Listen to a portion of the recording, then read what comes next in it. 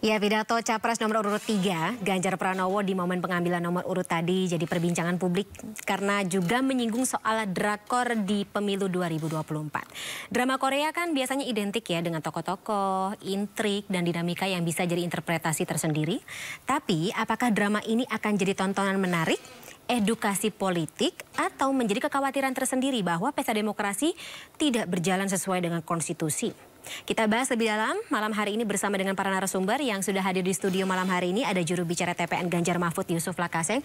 Selamat malam Bang Yusuf. Selamat malam Fani, selamat malam pemirsa. Dan Ketua Relawan Prabowo Mania 08, Immanuel Ebenezer. Selamat malam Bang Noel. Selamat malam Fani, selamat malam bro. Sehat-sehat ya Bapak-Bapak dua ya. Wah, sudah menunjukkan apa ya namanya? Pemilu damai. Dinamika politik yang damai, fun, dan juga santuy ya kalau seperti gayanya Pak Prabowo kemarin ya. Dan via sambungan Zoom kita sudah terhubung bersama dengan pengamat politik Bang Pangi Syarwi Caniago. Bang Pangi, selamat malam. Malam Mbak Fani, malam Bang Noel, malam Bang Yusuf. Selamat malam Pangi. Malam hari kita tidak akan adu pantun ya. Itu yang sudah terjadi kemarin. Saya langsung saja ke Bang Yusuf. Bang Yusuf, kita breakdown sedikit dari pidatonya Pak Ganjar kemarin yang kalau tadi membandingkan dengan pidato pasangan nomor urut 1 dan juga nomor urut 2, pidato Pak Ganjar bisa dibilang kemarin lebih keras, lebih lantang. Poin-poin apa saja yang menurut Bang Yusuf ini patut dijadikan pegangan atau panduan? Ya, semalam itu saya melihat Pak Ganjar dalam dirinya dia seperti hadir seorang Soekarno gitu ya. Wah. Bicara tegas, lugas. Orasi. Dan saya kira pidatonya itu isinya daging semua, Noel. Ya. Substantif demokrasi ya. Dan bicara drakor mungkin ini adalah menyambut apa yang disampaikan oleh Presiden kita ya, Pak Jokowi ya, bahwa pemilu kali ini banyak drakornya, banyak sinetronnya ya. Mungkin saya menginterpretasi bahwa drama yang dimaksud oleh Pak Ganjar adalah soal peristiwa MK itu ya. Dan kita semua sudah tahu, sahabat saya Noel juga sudah tahu itu dan jadi perdebatan di publik. Yang berikutnya adalah Pak Ganjar mengingatkan bahwa kita ini kan pemilu ke-6 dalam reformasi ya. Mestinya demokrasi kita menuju pada kematangan ya. Nah, dalam situasi itu, dalam situasi kekinian banyak pihak menganggap bahwa demokrasi kita sedang ada gangguan gitu ya. Terserah nanti ada yang setuju atau nggak setuju, tapi itu dirasakan oleh sebagian pihak. Dan Pak Ganjar memperingatkan agar ya demokrasi itu kan dia seperti arus. Air tadi kalau didaratkan. Jadi kalau dia kecil ya dia menghidupkan, tapi kalau dia udah jadi tumpah sebagai air bah gitu, bendungan dengan turap tembok sebesar pun dia bisa lewati gitu, bisa terjang. Nah, jangan sampai itu terjadi dalam pemilu kita kali ini, ya, dalam situasi kontestasi saat ini. Padahal kita kan sudah 6 kali pemilu, itu artinya sudah mau 30 tahun reformasi ini berjalan. Dan harapannya akhirnya tenang. Ya, kita berharap dalam kontestasi kali ini semua menjaga integritasnya, ya. Karena kalau itu tercoreng akan berdampak pada legitimasi hasil pemilu. Ya, dan itu kan pemilunya bisa saja selesai, tapi akan menyisakan kekecewaan, rasa ketidakadilan, dan itu akan terbawa terus. Ya. Saya nggak tahu dinamika selanjutnya apa yang terjadi, tapi itu akan menjadi beban bagi perjalanan bangsa kita. Bang Yusuf tadi menyebut soal putusan MK dan Bang Noel, putusan MK ini mau tidak mau akan terus dikait-kaitkan, terutama karena menyebabkan cawapres dari pasangan yang Bang Noel juga dukung, ini jadi maju dalam pemilu 2024. Ya, kalau bicara tentang keputusan MK kan sudah final dan binding. Lalu apalagi yang kita persoalkan. Saya lihat kan, ya kalau mau kita berkaca dari apa yang disampaikan Pak Prabowo kemarin bicara tentang demokrasi dan tantangan. Saya rasa kita sepakat tentang apa yang harus kita lakukan bersama. Apalagi Mas Ganjar bicara tentang 3 itu simbol salah satu di sila ketiga Pancasila Persatuan Indonesia. Semua apa yang disampaikan oleh para kandidat, saya rasa kita sepakat semua ya. Bicara tentang persatuan, bicara tentang pemilu ke depan harus jurdil, jangan ada intervensi dan semacam segala-galanya lah. Dalam hal itu saya rasa kita sepakat semua. Apalagi tadi Bang Yusuf bicara tentang ini ada kekhawatiran. Kekhawatiran itu saya rasa kekhawatiran kita bersama lah ya. Karena kan kita punya harapan cukup tinggi terhadap kualitas demokrasi ke depan, kualitas pemilu itu harus menghasilkan pemimpin yang lahir dari proses demokrasi yang berkualitas. Kita tidak mau demokrasi ke depan itu dibumbui hal-hal yang sebetulnya tidak bagus. Saya khawatir terhadap hal itu, dan kita lihat juga bahwa ya kemarin bicara tentang Pak Prabowo tentang pemilu adil, dan itu kan juga bagian yang kita sepakati. Jangan sampai dikotori juga proses demokrasi kita ini. Jadi apa yang disampaikan lah ya, semua kandidat itu semua pada substansi yang sama, yaitu tentang satu, bicara tentang persatuan Indonesia, bicara tentang kekhawatiran demokrasi sama, kita juga khawatir. Bicara pemilu yang Pak Prabowo juga khawatir. Loh bukan, ya karena ini kesepakatannya. Ini kan semua kesamaan gitu loh. Jangan sampai, artinya apa? Ayo dong. Ini kan narasi yang harus kita bangun, harus punya kesamaan narasi besar tentang demokrasi yang berkualitas. Pak Jokowi bicara tentang jangan ada intervensi. Pak Prabowo bicara tentang yuk ini sama-sama merah putih, ngapain sih? Gitu loh. Dan ini kan sejuk kita. Jadi kita punya tanggung jawab yang sama. Pak Ganjar punya tanggung jawab yang sama, Pak Prabowo punya tanggung jawab yang sama, Mas Anies punya tanggung jawab yang sama. Nah kita sebagai para pendukungnya juga punya tanggung jawab moral dan politik yang sama. Artinya ya bangun dong kualitas dan narasi yang besar agar demokrasi ke depan ini lebih baik. Jangan sampai malah mundur. Yang kita takutkan, Bu Mega tuh punya kekuatan cukup tinggi. Sama halnya dengan kita sebagai anak bangsa ya, kader bangsa. Takut juga demokrasi kita itu malah turun kualitasnya. Dan itu yang diwanti-wanti. Itu yang wanti-wanti kan Bu Mega juga khawatir, Pak Prabowo khawatir. Dan semakin khawatir ini, seharusnya KPU dan semua komponen bangsa ini sama-sama yuk kita jaga demokrasi ini dengan semangat yang hubungannya dengan baik. Kekuatan yang dimiliki oleh Bu Mega maksudnya Bang Manuel? Loh, Bu Mega biar gimana pun dia punya partai. Dia punya partai, dia punya tanggung jawab, ketua umum partai loh. Dia punya kekuatan juga, dia punya entitas yang cukup solid, kader yang solid. Begitu juga Pak Prabowo, dia punya partai. Kemudian Mas Anies dengan Nasdemnya, dan PKS dan PKB-nya. Kan ini kekuatan-kekuatan anak bangsa semua. Gitu. Jadi ya tanggung jawab ini ya dipikul sama-sama, tidak bisa dipikul oleh Pak Prabowo sendiri, tidak bisa dipikul oleh Mas Anies sendiri, tidak bisa juga dipikul oleh Mas Ganjar sendiri. Dan ini sama-sama. Dan kalau seandainya ini udah sama-sama, mau ngapain lagi? Berarti apa? Kita punya yang namanya kesepakatan atau ekspektasi agar demokrasi ke depan ini lebih baik. Kayak begitulah kira-kira. Oke. Bang Yusuf mungkin ingin menanggapi sedikit sebelum nanti saya ke Bang Pangi. Ya. Tadi disinggung Bu Mega punya kekuatan politik yang besar, ya hitungannya sekarang partai terbesar. Ya kalau PDIP kan bukan cuma besar, mereka teruji dalam proses sejarah berjuang untuk demokrasi. Saya kira. Tapi Bu Mega sempat menyatakan gitu, jangan sampai ada kecurangan lagi dalam pemilu. Ya itu memang warning. Kenapa itu disampaikan oleh Ibu Mega? Karena memang ya tadi itu salah satu kontestannya Pak Noel nih, teman saya ini. Wakil presidennya adalah anak dari seorang presiden yang sedang berkuasa gitu ya.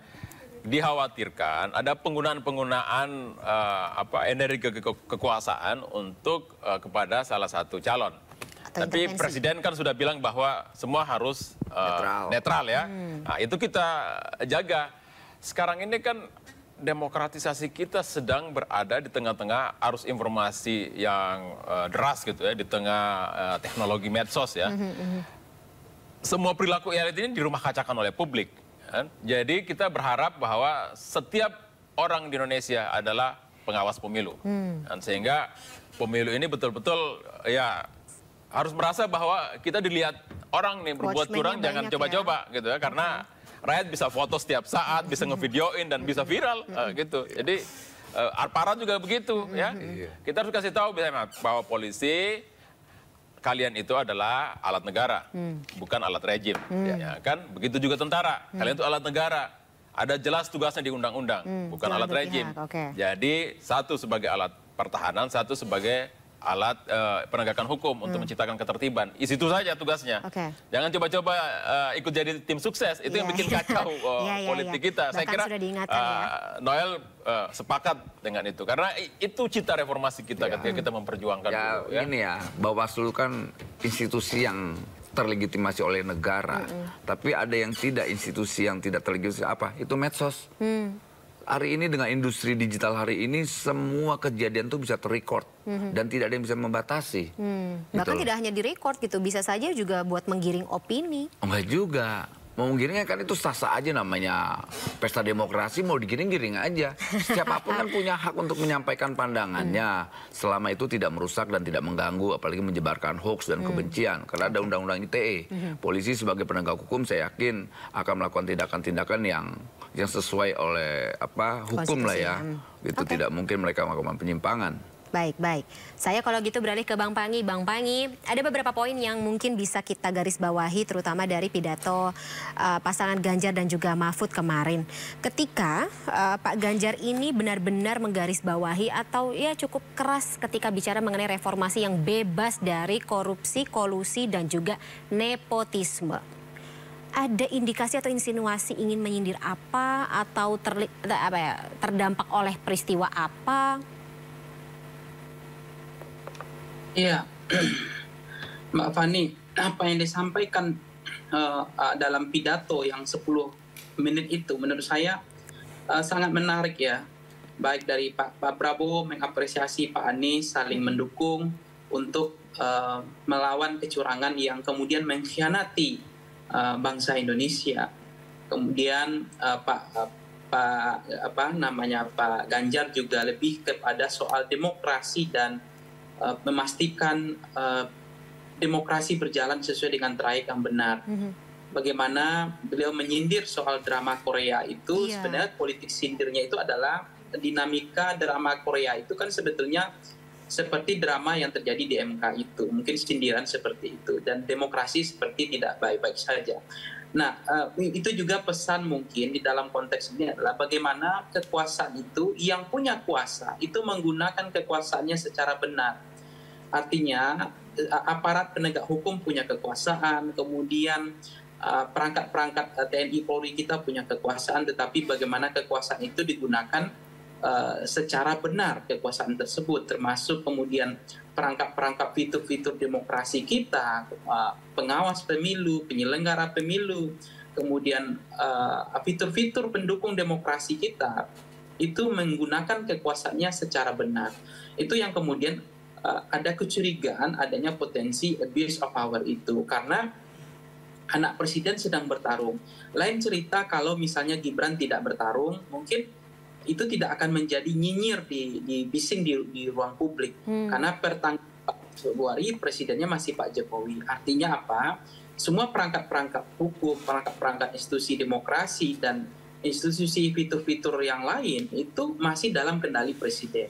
Nah, karena memang presiden sedang berkuasa, anak presiden maju, maka kekhawatiran itu menurut saya, ya mohon maaf, tidak boleh juga disalahkan sebetulnya. Berbeda dengan konteksnya, kalau tafsirnya Gibran tidak maju, maka kecurigaan potensi abuse of power itu mungkin tidak akan terlalu bising, tidak akan terlalu nyinyir di ruang opini publik. Karena dianggap lapangannya datar, tidak akan ada becek, potensi-potensi penyalahgunaan kekuasaan tidak akan terlalu intervensi atau tekanannya tidak terlalu kuat. Nah, memang tidak ada perintah presiden, tidak ada perintah dari manapun, tetapi ada yang ngambil muka, ada yang bekerja tanpa perintah, ada aktor, ada oknum yang bekerja memberikan jalan untuk memuluskan langkah-langkah politik itu tentu ada gitu, meskipun tidak ada perintah secara langsung.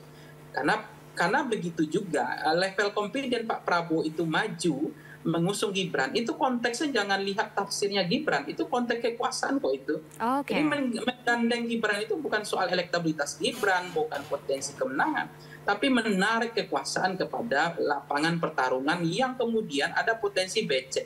lapangan tidak datar. Jadi itu yang kemudian civil society, NGO, pengamat dan semua pun itu harus memang mengontrol, mata kita harus tertuju ke sana untuk mengawasi, mengintip supaya kecurigaan itu tidak terjadi. Bang Pangi, saya potong dulu Bang Pangi. Kalau misalnya bicara mengenai drama Korea kan biasanya suka ada tokoh antagonis dan juga protagonisnya gitu. Berarti di sini posisi sebagai antagonisnya adalah tadi kekuasaan yang mengintervensi?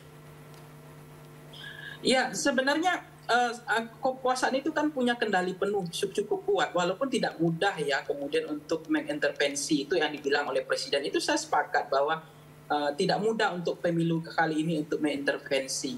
Dan waktu Presiden pernah incumbent juga tidak semudah yang dibayangkan. Bahkan TNI-nya waktu itu berapa kali sering mengatakan kalimat netral, setahu saya, yaitu yang ada di timnya Mas Ganjar hari ini, Pak Andika ya, selalu mengatakan TNI akan netral.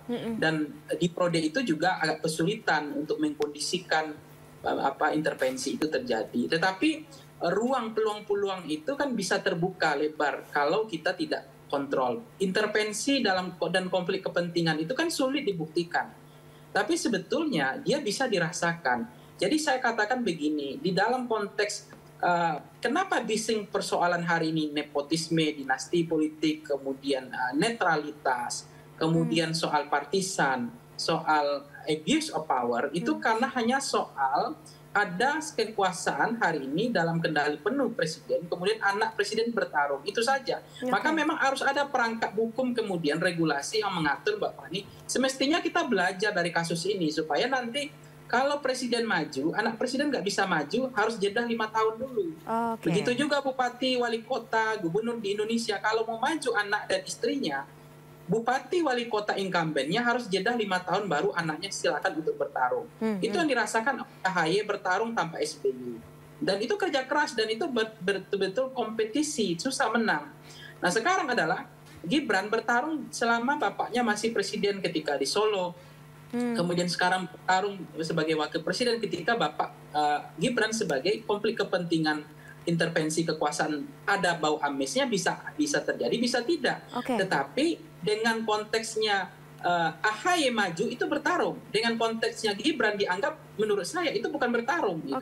Jadi ini yang kemudian kita menganggap bukan konteks dinastinya, nggak terlalu penting menurut saya bicara dinasti. Nepotisme juga tidak relevan karena dianggap ini juga tidak ada aturan mainnya. Tetapi potensi penyalahgunaan kekuasaan, orang-orang yang punya kekuasaan menyalahgunakan kekuasaan atau kekuasaan itu tidak digunakan secara benar, itu yang persoalan konteksnya di situ, Mbak Fani. Baik. Nah, bicara mengenai penyalahgunaan kekuasaan, sebenarnya kan gini ya. Kita mengetahui ketika Presiden masih menjabat, anak-anak, orang-orang terdekat beliau juga berada dalam sebuah posisi atau jabatan yang cukup penting gitu. Baik oleh PDIP maupun Gerindra, ini pun juga sama-sama terdampak olehnya. Tapi nanti kita bahas ya lebih dalam di segmen berikut ya. Bang Noel, Bang Yusuf dan juga Bang Pangi, kita jeda sesaat. Pemirsa tetaplah bersama kami, Sindo Prime masih akan segera kembali. Kita lanjutkan kembali pemirsa, dialog terkait dengan drakor politik seperti kata Pak Ganjar dalam pengundian nomor urut Pilpres 2024 kemarin. Apakah pemilu jadinya atau pemilu tahun 2024 ini akan penuh intrik?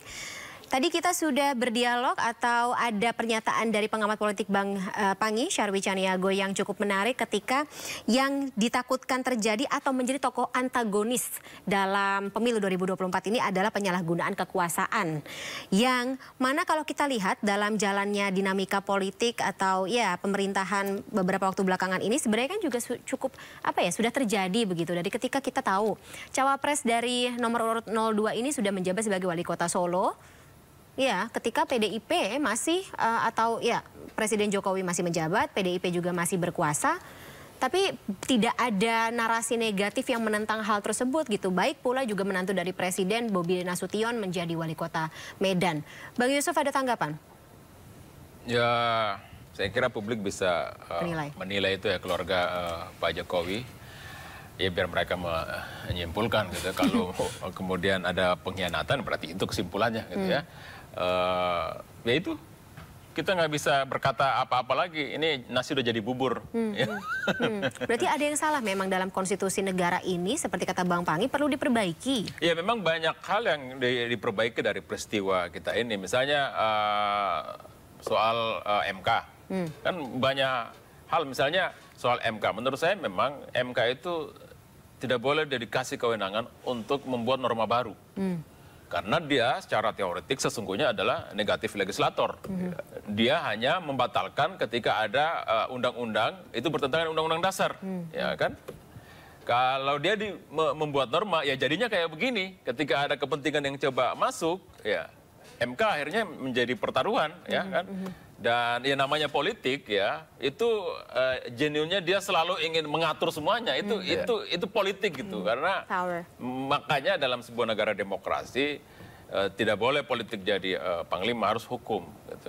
Agar kekuasaan. Tapi hukumnya bisa dimainin. Agar kekuasaan tidak di atas hukum. Nah itu kalau pemegang otoritas kekuasaannya tidak taat terhadap prinsip-prinsip negara yang demokratis, ya dia masih mewarisi sifat feodalistik gitu, ya, bahwa menganggap dirinya adalah raja yang harus ditaati oleh semua, titahnya adalah hukum, ya. Kalau misalnya saat ini masyarakat merasakan itu, ya silakan saja simpulkan dan jadikan itu sebagai referensi untuk memilih. Tapi menurut saya ke depan, ya ini sudah kita lewati, calon presiden sudah dapat nomor urut, ya. Kita isi kontestasi ini dengan perdebatan lebih konstruktif, ya, lebih berbobot. Apa itu, ya gagasan, ya program, ya rekam jejak, ya prestasi masing-masing dari figur-figur itu. Nggak boleh saling serang maksudnya? Saling serang saya kira itu nggak ada. Saling serang menurut saya itu adalah keniscayaan dari kontestasi. Nggak apa-apa saling serang. Yang nggak boleh itu jangan sering lapor ke polisi. Ya kan? Nah, sekarang ini kan ada kecenderungannya bahwa kalau ada praktik yang mencederai demokrasi, laporkan. Nah itu nggak boleh. Dalam kontestasi kan biasa saja orang berbeda. Misalnya saya bisa Noel berdebat keras, itu biasa saja. Tidak perlu sedikit-sedikit lapor, sedikit-sedikit lapor. Dan saya berharap juga aparat kalau ada sedikit-sedikit lapor nggak perlu juga ditindaklanjuti kalau misalnya ini nggak ada urusannya dengan merugikan khalayak ramai. Tapi gitu, kalau merugikan, kalau sudah melanggar hukum ya harus. Iya, kalau misalnya dalam perbedaan itu orang menggunakan kekerasan, ada pihak yang kemudian cedera secara fisik, berdarah-darah, baru ditindak secara hukum. Kalau masih menggunakan verbal, itu biasa saja. Justru membuat demokrasi kita berdinamis dan ya disitulah seninya itu, ya. Seni berdebat, ya. Oke. Bang Noel, tadi Bang Yusuf mengatakan calon yang berintegritas, ya, yang kalau misalnya dimulai dengan cara-cara yang mencederai konstitusi hukum, ini berarti harus dipertanyakan gitu. Ini tampaknya memang lagi-lagi kita tidak bisa menafikan, tidak bisa melepaskan dari sosok cawapres nomor urut 02. Ketika memang namanya masuk akibat ada putusan MK yang kontroversial dan bahkan melahirkan hukuman atau sanksi dari MK kemarin. Kalau saya sih lebih pada bicara substansi aja lah. Udah selesai kok soal MK mau diapain lagi? Final and binding, ya? Iya, udah nggak bisa lagi kita mau bahas. Mau diapain, semua tuntutan sudah terpenuhi. Dan keinginan publik yang merasa dirugikan, misalnya dicopot dari jabatannya, apalagi. Gitu. Nah sekarang kita fokus aja ke depan nih, semua sudah definitif, udah dapat nomor, udah sebagainya. Ya udah kita bicara tentang program, gagasan yang bisa kita lihat lantas capaian-capaian sudah dilakukan masing-masing para kandidat. Jadi ya sudah bisa tentang gagasan aja dan programnya, karena kita nggak mau nanti yang ada persoalan-persoalannya hanya membuat mundur demokrasi. Misalnya kayak tadi sampaikan Yusuf, ya ke depannya ya bicara tentang gagasan. Ayo kita bicara gagasan, misalnya jangan lapor-laporan. Tapi Mas Ganjar kan setiap apa kejadian laporkan. Jadi ini udah bertentangan nih dengan presiden. Gimana tuh? Nah, nggak apa-apa lah, ini namanya demokrasi kan, ya. Saling nyerang dalam konteks gagasan nggak apa-apa, saling menggugat pemikirannya nggak apa-apa, karena itu dialektikanya di situ. Misalnya Bung Yusuf ini punya gagasan, saya bisa menyangga gagasan bahwa gagasannya kurang bagus. Saya yakin gagasan saya lebih bagus, lebih rasional, dan lebih memungkinkan, tidak utopis.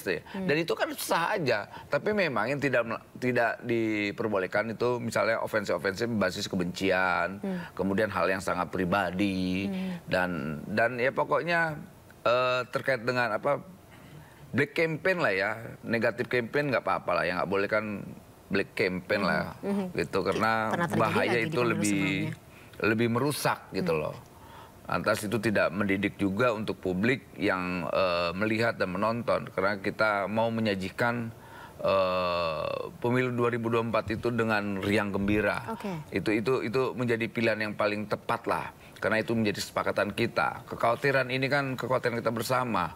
Kita jadi tidak mau lagi ke depan jangan sampai mengulangi namanya polarisasi di 2014, 19. Kan rakyat hari ini pengen banget udahlah selesai deh. Jadi di tengah masyarakat udah jenuh dengan apa mainan-mainan hari ini. Rakyat tuh mau udahlah kita nih pengen ke depan apa nih di antara semua ketiga para kandidat ini. Itu tawarin aja apa yang bisa memberi jawaban masa depan untuk mereka hari ini yang nggak dapat pekerjaan, apalagi kita lagi bonus demografis kita di angka 54, angka pemilih milenial dan Gen Z ya, mereka sebagai penentu.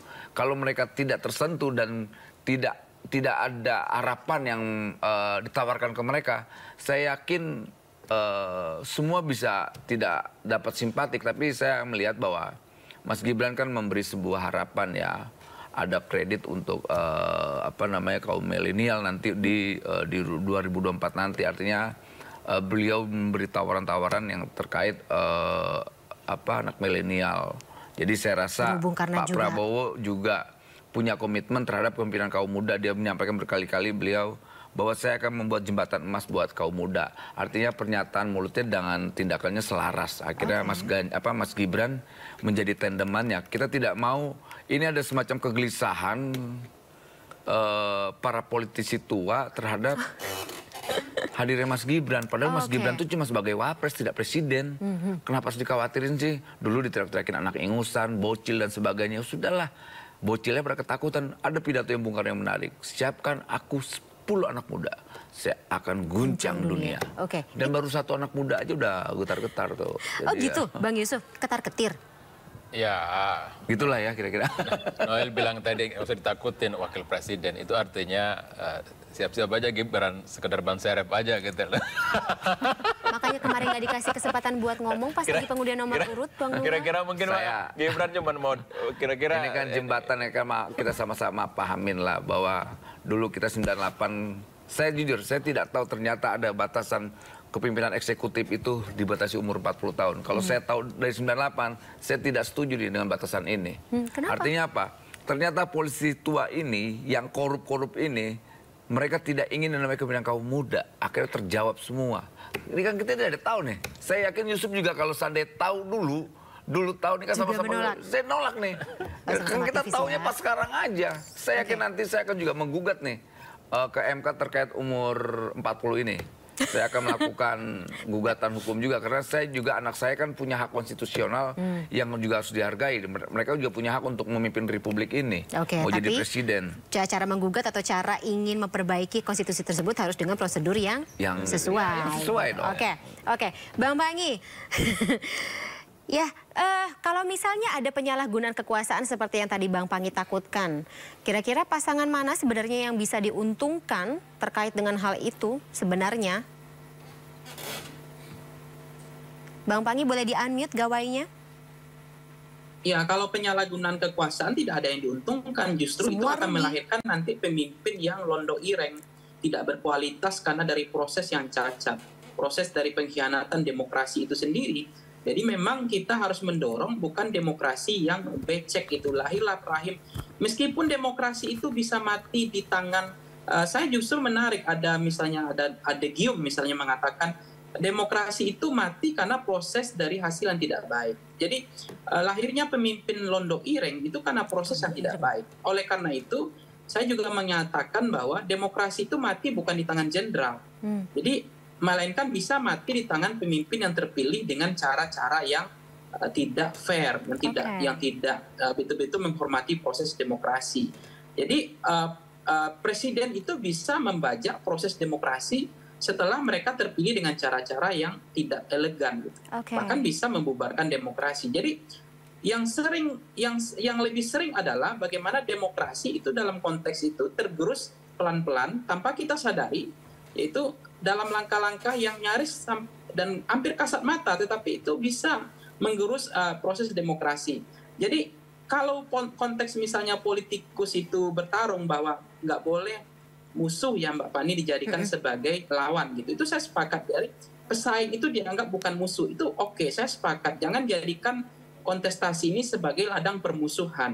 Jadi anggaplah pesaing kita itu bukan lawan untuk bermusuh-musuhan, tapi untuk bertanding dan bersanding. Itu saya sepakat. Tapi ada dalam konteks yang sama, ada gejala-gejala yang tidak membuat kita nyaman hampir 10 tahun ini. Indeks demokrasi, kemudian korupsi kita, politisasi hukum yang sangat mengental, bagaimana perangkat-perangkat hukum dipakai untuk menghabisi lawan-lawan politik untuk tiarap, kemudian membuat partai-partai politik mengekor kepada kekuasaan. Jadi itu yang membuat kita agak terganggu, partai politik diinjak-injak oleh kekuasaan. Nah, dengan menggunakan perangkat-perangkat hukum atau istilah politisasi hukum. Dan yang kedua adalah musuh kita hari ini adalah mengintimidasi pers ya. Bebas yang mengancam, menolak, misalnya semestinya itu dilindungi. Kemudian ada mahasiswa yang mestinya juga harus dilindungi ketika bicara yang agak kritis. Dan banyak sekarang seperti sahabat kita Mas Haris Azhar dan Mbak Fathia hanya menyuarakan soal konflik kepentingan antara perusahaan dengan beliau sebagai orang yang berkuasa, yang menjadi menteri misalnya. Itu juga akhirnya mendapatkan penjara 4 tahun. Itu kan kita sedih ya. Orang-orang yang hanya untuk menyuarakan agar tidak terjadi penyalahgunaan kekuasaan yang dilakukan oleh menteri yang berkuasa sekaligus berbisnis itu.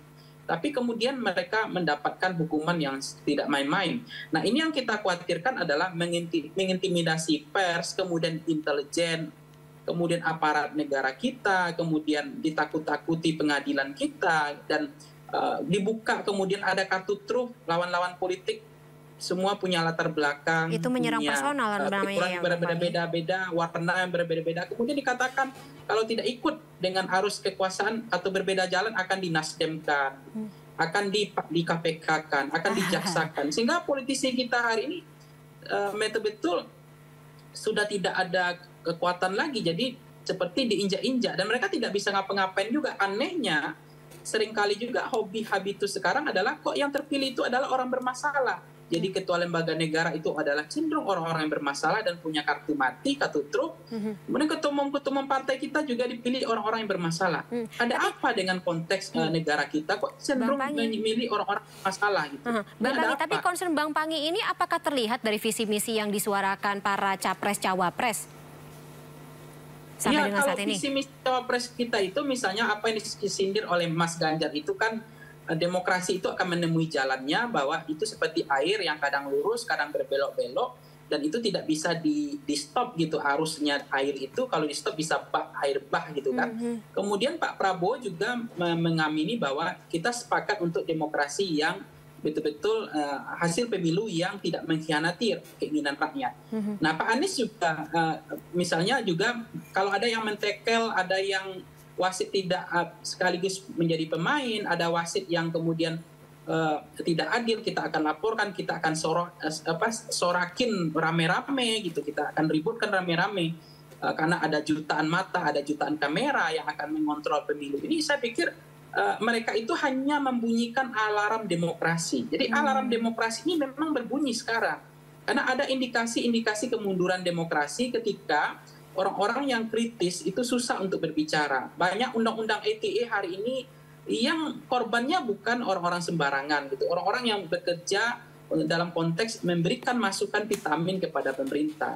Dan banyak juga undang-undang ITE itu justru bukan dipakai untuk transaksi elektronik, penipuan di bank-bank, tapi justru untuk menghabisi lawan-lawan politik. Maka ada kecenderungan indeks demokrasi kita mengalami penurunan, penegakan hukum kita ada problem, agak penurunan gitu. Jadi apa yang disampaikan oleh Mas Ganjar itu menurut saya itu kelasnya sudah cukup bagus. Jadi beliau tidak ingin hanya datar-datar saja. Tapi beliau ingin tidak juga ada buat seperti ikan lele, makin keruh makin senang. Kan seorang pemimpin itu adalah kemampuannya adalah mengatasi masalah. Nah, yang dibutuhkan oleh strong leadership sebagai pemimpin presiden adalah sejauh mana kemampuannya mengatasi masalah-masalah yang muncul, yang hari-hari dihadapi oleh masyarakat. Yang kesulitan-kesulitan itu dihadapi di mata masyarakat hari ini. Nah, penawaran kemampuan dalam mengatasi problem, memitigasi masalah itu yang dibutuhkan hari ini. Nah, Mas Ganjar melihat itu hanya dua. Itu bisa diselesaikan dengan penegakan hukum dan demokrasi yang sehat. Demokrasi yang tidak dilumpuhkan, penegakan hukum yang berjalan sesuai dengan terakhir. Tidak digunakan hukum sebagai alat untuk mengintimidasi lawan-lawan politik. Atau bayangkan Mbak, di era ini, inilah pengalaman pertama kita, ya mohon maaf ini terakhir, ini penting banget. Ini pengalaman pertama kita, presiden yang maju anaknya. Ini pertama kali dalam sejarah kita. Presidennya masih berkuasa, anaknya maju, sehingga memang kita harus khawatir gitu, karena ini pengalaman pertama. Dan pengalaman presiden-presiden sebelumnya, baik itu dari Pak Soekarno, kemudian ada Soeharto, ada kemudian Megawati, ada Habibie, kemudian Gus Dur, SBY, itu tidak pernah menggunakan kekuasaan. Kalaupun membangun dinasti, yang mereka bangunkan dinasti di dalam konteks partai politik, tetapi tidak dibawa ke ranah zonasi istana atau presiden. Tidak pernah itu ada sejarahnya. Mereka hanya membangun dinasti di partai politiknya, hanya di eksternal, tidak di internal. Tapi sekarang adalah dinastinya dibawa kepada kekuasaan. Nah ini yang perlu kita curigai, ada apa? Ini gejala-gejala ini yang harus diwaspadai, harus dicurigai, supaya betul-betul demokrasi kita fair, equal, setara, demokrasi kita tidak diskriminatif, demokrasi kita sehat, demokrasi kita adalah demokrasi yang bertanding tanpa lapangan becek. Jadi, karena ini pengalaman pertama anak presiden bertarung ketika presidennya masih bapaknya. Gitu. Baik. Mbak Noel, sempat ini menjadi sebuah concern tersendiri, tapi ya lagi-lagi baik pasangan Prabowo Gibran maupun juga Ganjar dan juga Mahfud dan juga pasangan Anies Muhaimin semuanya sudah sepakat ya ingin pemilu 2024 ini berjalan sesuai dengan marwahnya. Baik, karena durasi sudah sangat tipis, kita sudahi dulu dialog kita pada malam hari ini. Terima kasih Bang Panggi yang sudah tersambung melalui sambungan Zoom malam hari dalam Sindo Prime, serta Bang Yusuf Lakaseng dan juga Bang Immanuel Ebenezer lewat studio maksud kami pada malam hari ini. Salam sehat selalu. Masih ada sekitar puluhan hari ya untuk melaksanakan kampanye yang sehat dan juga 90 hari lagi jelang 14 Februari 2024 kita nyoblos sama-sama. Terima kasih Bapak-bapak atas waktunya malam hari ini. Kita ketemu lagi dengan kesempatan. Selamat malam. Selamat malam. Dan pemirsa, tahan dulu ya Bapak-bapak, kita closing sesaat. Baik, pemirsa, usai sudah berjumpa kita dalam Sindo Prime hari ini. Saya Fani Mania, terima kasih, sampai jumpa.